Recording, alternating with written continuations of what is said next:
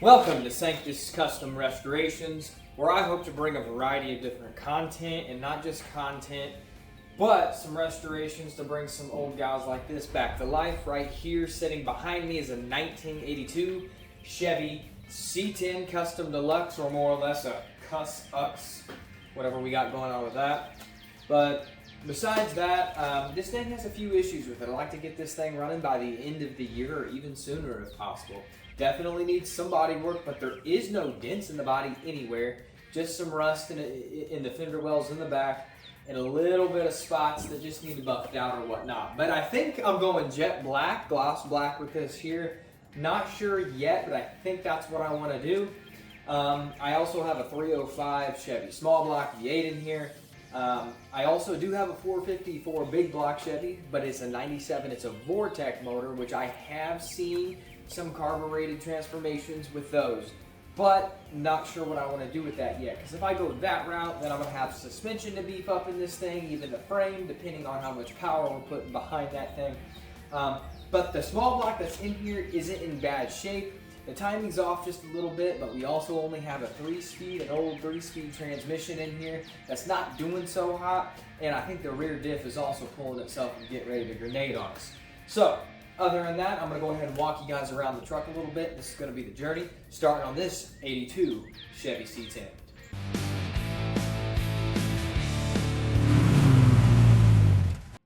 First things first here, the first thing I want to get this thing cleaned off. I got junk piled up on top of there. I got some detail stuff all piled up on there.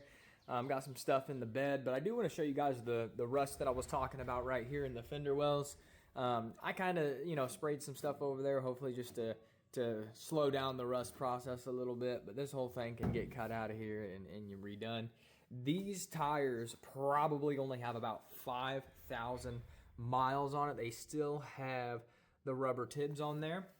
Wheels could use some work if I rip them off of there, grind them down, paint them, because I like to keep the classic look. I don't like throwing all that rubber bands on there, anything like this. So this is kind of the exhaust I was talking about. These stainless steels could be cleaned up a little bit.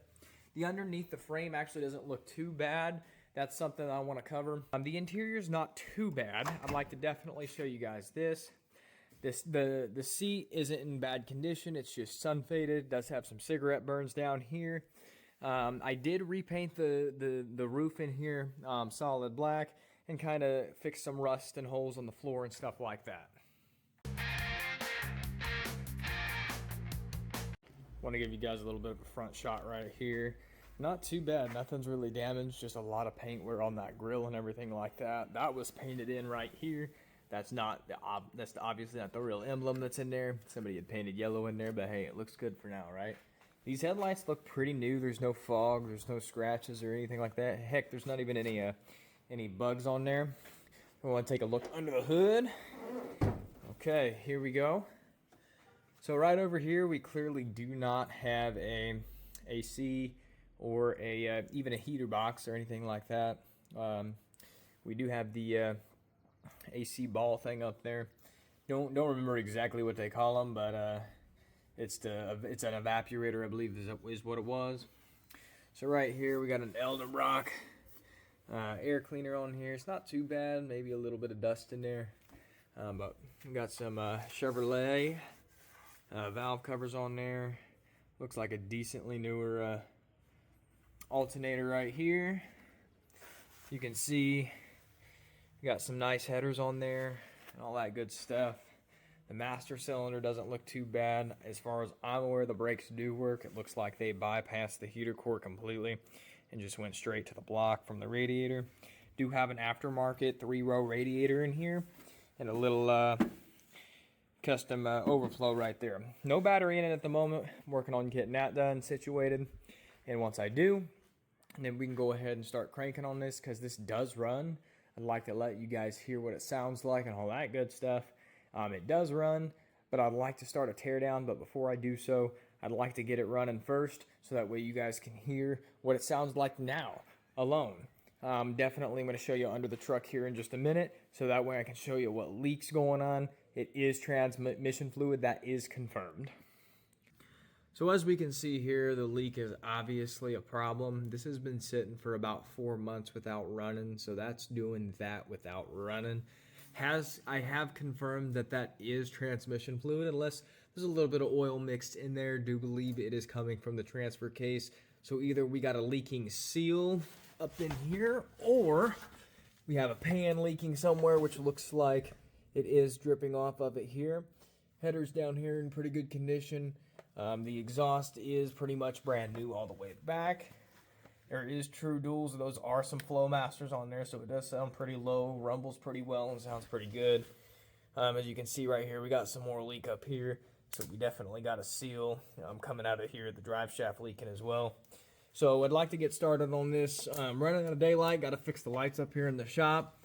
The A-arms and stuff are in pretty good condition. When I did buy this thing, I did replace all of the bushings, the A-arm bushings.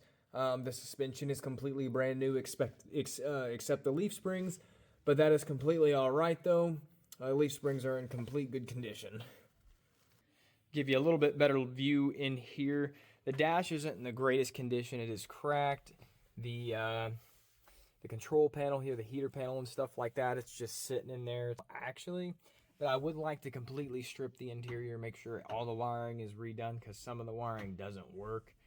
The doors, the door panels, they're going to need some work. New windows. I love wing windows, so we got to definitely get that adjusted and fixed. And kind of a little bit better light on the roof here. Not 100% perfect, not meant to be, but looks good. Haven't considered putting in a headliner quite yet, depending how, when I put carpet and sound deadening in the floorboard, how that's going to sound without any. If it does sound pretty all right without that, then we'll just leave it off, and then we'll go from there.